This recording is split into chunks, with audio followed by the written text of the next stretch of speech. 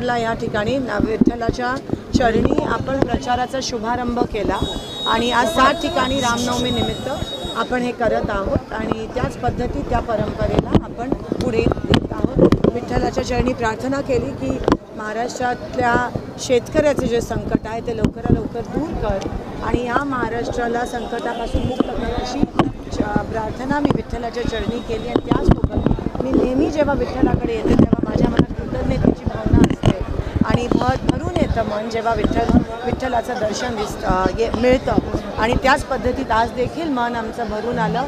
आज नामदेव पायरीपाशी आपण प्रचाराचा नारळ काढून त्या ठिकाणी शुभारंभ केला।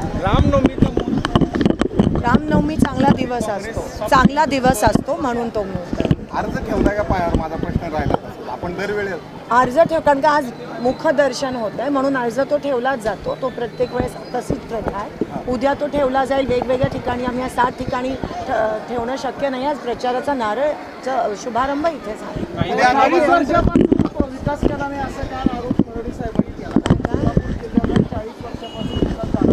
सोलापूर जिल्ह्यात 25 वर्ष त्यांचेच खासदार होते।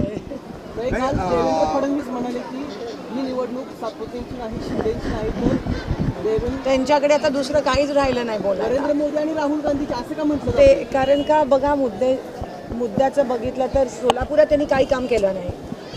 त्या उमेदवाराला कोणी ओळखत नाही आणि अजूनही त्यांना वाटतं की ते फॅक्टर आहे, मोदीजींचं फॅक्टर आहे आणि त्यावरच म्हणजे अजून तुम्ही लोकांना किती अपमान करणार आहात लोकांचा आणि तुम्ही अजून किती लोकांना फसवणार आहात। आता लोक समजून चुकले आणि एक प्रकारचा रोष दिसून येतोय बीजेपीच्या विरोधात लोकांमध्ये, तो तुम्हाला दिसून येईल। शरद पवार, मोहिते पाटील आणि सुशीलकुमार शिंदे बऱ्याच वर्षांपूर्वी एकत्र आले, काय फरक जाणवणार आहे? नक्कीच तुम्ही बघताय दोन्हीकडे कार्यकर्त्यांमध्ये अमाप उत्साह आहे आणि मला असं वाटतं अकलूजकर आणि सोलापूरकर जेव्हा एकत्र येतात तेव्हा विकास नक्कीच होतो आणि आपल्या सोलापुरात मागच्या 20 वर्ष भाजपमुळे काहीच झालं नाही आहे। ते आता जर महाविकास आघाडीचे दोन्हीकडे उमेदवार आले तर नक्कीच विकास तुम्हाला दिसतो। उद्या कुणाच्या उपस्थितीत अर्ज भरला?